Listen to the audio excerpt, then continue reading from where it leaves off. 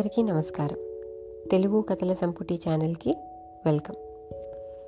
ఈరోజు మనము చందమామ కథల్లోని బేతాళ కథల్లో మారే మనసులు అనే కథ చెప్పుకుందాం. పట్టువదలని విక్రమార్కుడు చెట్టు వద్దకు తిరిగి వెళ్ళి చెట్టుపై నుంచి శవాన్ని దించి భుజాన వేసుకొని ఎప్పటిలాగే మౌనంగా శ్మశానం కేసి నడవసాగాడు. అప్పుడు శవంలోని బేతాళుడు, రాజా, మనుషులు క్షణక్షణానికి తమ మనసు ఎందుకు మార్చుకుంటారో తలుచుకుంటే చాలా ఆశ్చర్యం కలుగుతున్నది.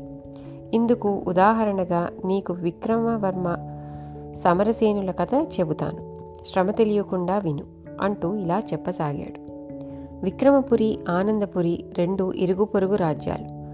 రెండు రాజ్యాల మధ్య అనాదిగా శత్రుత్వం ఉన్నది. కొన్ని తరాలుగా పరిస్థితులు విషమించినప్పుడల్లా ఆ రెండు రాజ్యాల మధ్య యుద్ధాలు జరిగాయి. ప్రతిసారి ఈ యుద్ధాల్లో ఎంతో జన నష్టం జరిగేది. కానీ ఏ ఒక్క రాజ్యము రెండవ దాన్ని గెలవలేకపోయేది. ఈ తరంలో విక్రమపురికి విక్రమవర్మ రాజు అయ్యాడు. ఆనందపురికి ఆనందవర్మ రాజుగా, భద్రపాలుడు మంత్రిగా, సమరసేనుడు సేనాధిపతిగా వచ్చారు. ఆనందవర్మ రాజవుతూనే విక్రమపురిని జయించాలని పట్టుపట్టాడు. ఇందుకు మంత్రి భద్రపాలుడు రాజును పూర్తిగా సమర్థిస్తూ, విక్రమపురిని జయించడం ద్వారా మన పూర్వీకులు సాధించలేని పనిని మనం సాధించిన వాళ్ళవుతాం. ఆ విధంగా మన ఆనందపురి రాజ్య గౌరవ ప్రతిష్టలు ఎంతగానో ఇనుమడిస్తాయి అన్నాడు. ఇందుకు సేనాని సమరసేనుడు వ్యతిరేకిస్తూ రాజుతో, మహారాజా, ఈనాటి వరకు ఈ రెండు రాజ్యాల మధ్య జరిగిన యుద్ధాల వల్ల ప్రజలు ఎంతగానో నష్టపోయారు. రెండు రాజ్యాలు సమానమైన బలం గలవి కావడంతో ఒకదాన్నొకటి జయించలేకపోయాయి.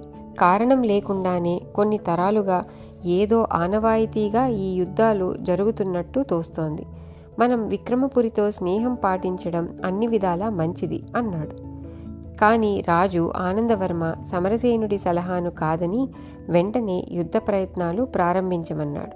ఆ తరువాత సమరసేనుడు సైనికులకు శిక్షణ ఇవ్వడంలోనూ, కోట రక్షణలను మరింత కట్టుదిట్టం చేయడంలోనూ నిమగ్నుడయ్యాడు. మంత్రి భద్రపాలుడు యుద్ధావసరాలను ప్రజల నుంచి మరింతగా పన్నులు వసూలు చేసే పని ప్రారంభించాడు. విక్రమపురి రాజైన విక్రమవర్మ మంచి వీరుడి కాక పరిపాలనా దక్షత, సూక్ష్మబుద్ధి కలవాడు.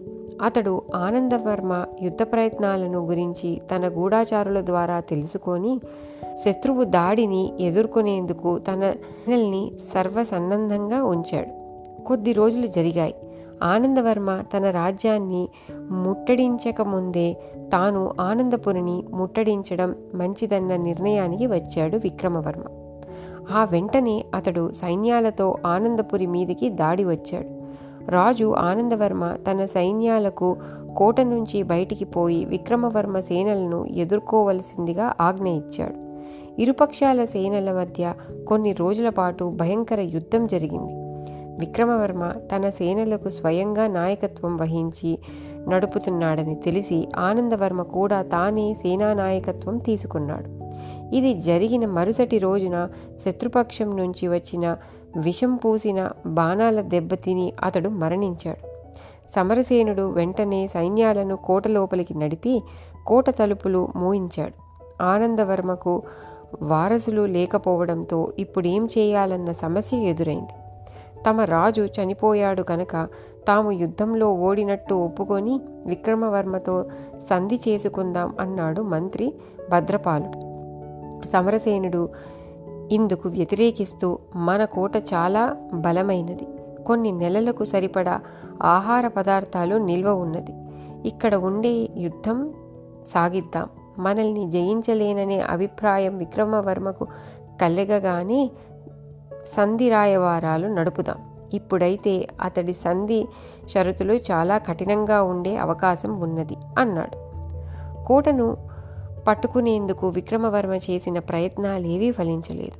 అతడు కోట ముట్టడి ఎత్తివేసి తిరిగి తన రాజ్యానికి పోదామన్న ఆలోచనలో ఉండగా భద్రపాలుడి వల్ల అతడికి విజయావకాశాలు కనిపించాయి. ఆనందవర్మ మరణించాక సమరసేనుడు తానే ఆనందపురికి రాజు కావాలని చూస్తున్నాడన్న అనుమానం భద్రపాలుడికి కలిగింది. అలా జరిగితే తన మంత్రి పదవికి ముప్పు రావచ్చు. అందువల్ల అతడు కోటను విక్రమవర్మకు స్వాధీనం చేసి తన మంత్ర పదవిని కాపాడుకోవాలనుకొని చారుల ద్వారా విక్రమవర్మతో రహస్యంగా రాయబారాలు ప్రారంభించాడు. భద్రపాలుడి కుట్ర ఫలితంగా ఒకనాటి అర్ధరాత్రి కోట విక్రమవర్మ స్వాధీనమైనది. సమరసేనుడు ఇతర ముఖ్యులు ఖైదు చేయబడ్డారు. భద్రపాలుడు ఆశించినట్టుగా విక్రమవర్మ సమరసేనుణ్ణి బహిరంగ ఉరి తీయించలేదు. ఒకనాడు విక్రమవర్మ సమరసేనుణ్ణి ఖైదు నుంచి తన దగ్గరకు పిలిపించుకొని, నీకు ఉరిశిక్ష విధించాలని నిశ్చయించాను. కానీ నీవు నా పట్ల రాజభక్తి ప్రకటించినట్లయితే నీ ప్రాణాలు కాపాడటమే కాక సేనాధిపతి పదవి ఇస్తాను, ఏమంటావు అని అడిగాడు. సమరసేనుడు తాను ఉరిశిక్ష పడేందుకైనా సిద్ధమే కానీ విక్రమవర్మ వద్ద సేనాధిపతి పదవికి అంగీకరించనన్నాడు. సరే, నువ్వు చివరిసారిగా చెప్పుకోదలిచినదేమైనా ఉంటే చెప్పుకోవచ్చు అన్నాడు విక్రమవర్మ. తరతరాలుగా విక్రమపురి, ఆనందపురి రాజ్యాల మధ్య జరుగుతున్న యుద్ధాలకు కారణం కొద్దిమంది మూర్ఖత్వం అని నాకు తోస్తుంది. ఏమైనా ఇప్పుడు మీరు జయించారు. ఆనందపురి రాజ్య ప్రజలను హింసల పాలు చేయకుండా న్యాయంగా పాలించవలసిందిగా తమరిని కోరుతున్నాను అన్నాడు సమరసేనుడు. విక్రమవర్మ సమరసేనుణ్ణి ఉరితీయించే నిర్ణయం మార్చుకొని అతన్ని ఖైదు నుంచి విడుదల చేశాడు. కానీ అతడి చర్యలను గమనిస్తుండేందుకు వేగులను నియమించాడు. విక్రమవర్మ తనను మంత్రిగా నియమిస్తాడని భద్రపాలుడు అనుకున్నాడు. కానీ ఎంతకాలం జరిగినా రాజు నుంచి అతడికి పిలుపు రాలేదు. విక్రమవర్మ అతడి సంగతే పూర్తిగా మర్చిపోయాడు. క్రమంగా విక్రమవర్మ తన న్యాయ పరిపాలన ద్వారా ప్రజలలో మంచి పేరు సంపాదించాడు. తనకు వ్యతిరేకంగా యుద్ధంలో పాల్గొన్న రాజ్యోద్యోగులెవ్వరినీ శిక్షించలేదు.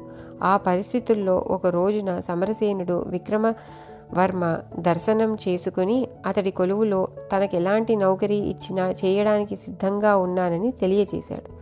విక్రమవర్మ చాలా సంతోషించి సమరసేనుణ్ణి తన ప్రధాన సలహాదారుడిగా నియమించుకొని తాను నగరంలో లేనప్పుడు అతడు తన ప్రతినిధిగా రాజ్య వ్యవహారాలు చూస్తాడని ప్రకటించాడు. బేతాళుడు ఈ కథ చెప్పి, రాజా, విక్రమవర్మ సమరసేనుల పట్ల నాకు అనేక సందేహాలు కలుగుతున్నాయి.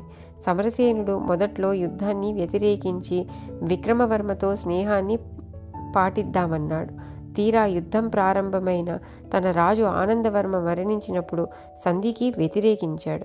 అలాగే మొదట విక్రమవర్మ ఇవ్వజూపిన సేనాపతి పదవిని నిరాకరించి తరువాత అతడి కొలువులో ఎలాంటి ఉద్యోగం చేయడానికైనా సిద్ధపడ్డాడు. ఇక విక్రమవర్మ సమరసేనుణ్ణి ఉరితీద్దామనుకొని ఆ ప్రయత్నం మాని అతడికి సేనాధిపతిని ఇవ్వచూపాడు. అతడు దాన్ని నిరాకరించినా కోపగించుకోక అతన్ని ఖైదు నుంచి విడుదల చేశాడు. తాను భద్రపాలుడికి ఆశ చూపిన మంత్రి పదవి ఇవ్వలేదు. పరస్పర విరుద్ధమైన విక్రమవర్మ సమరసేనుల ప్రవర్తన నాకు అర్థం కావడం లేదు. వారు ప్రతిసారి తమ మనసు ఎందుకు మార్చుకున్నారు? ఈ సందేహాలకు సమాధానం తెలిసి కూడా చెప్పకపోయావో నీ తల పగిలిపోతుంది అన్నాడు. దానికి విక్రమార్కుడు, విక్రమవర్మ సమరసేనులు ప్రవర్తన హేతువిరుద్ధమైనదేం కాదు. యుద్ధంలో గెలుపోటములు ఎవరివైనా ప్రజాక్షయం కలుగుతుందని సమరసేనుడు మొదటి యుద్ధాన్ని వ్యతిరేకించాడు. ఆనందవర్మ మరణానంతరం అతడు సంధికి వ్యతిరేకించడం కూడా ప్రజల క్షేమం కోరే. విజయగర్వంతో విక్రమవర్మ ప్రజలను హింసల పాలు చేస్తాడేమో అన్న భయం అతడికున్నది. విక్రమవర్మ తనకు ఉరిశిక్ష విధించినట్టు చెప్పినప్పుడు కూడా తన ఆఖరి కోరికగా ప్రజలను న్యాయంగా పాలించమని అతడికి విన్నమించుకున్నాడు. అతడి పరిపాలన న్యాయసమ్మతంగా ప్రజాహితంగా ఉందని తెలిసాక అతడి వద్ద ఏ ఉద్యోగం చేయడానికైనా సిద్ధపడ్డాడు. పోతే విక్రమవర్మ సహజంగానే ప్రజల క్షేమం కోరే పరిపాలకుడు. ఉరిశిక్ష వేసినట్టు చెప్పినప్పుడు సమరసేనుడు తన ఆఖరి కోరికగా అన్న మాటల ద్వారా అతడు కపటి కాదని, విశ్వాసపాత్రుడని విక్రమవర్మ గ్రహించాడు. ఆ కారణంగానే సమరసేనుడు తన దగ్గరకు ఉద్యోగం చేస్తానంటూ వచ్చినప్పుడు తన ప్రధాన సలహాదారుడిగా నియమించుకున్నాడు అన్నాడు. రాజుకు ఈ విధంగా మౌనభంగం కలగగానే బేతాళుడు శవంతో సహా మాయమై తిరిగి చెట్టెక్కాడు. ఇది కథ. తిరిగి ఇంకో కథతో మళ్ళీ కలుద్దాం. అంతవరకు సెలవు.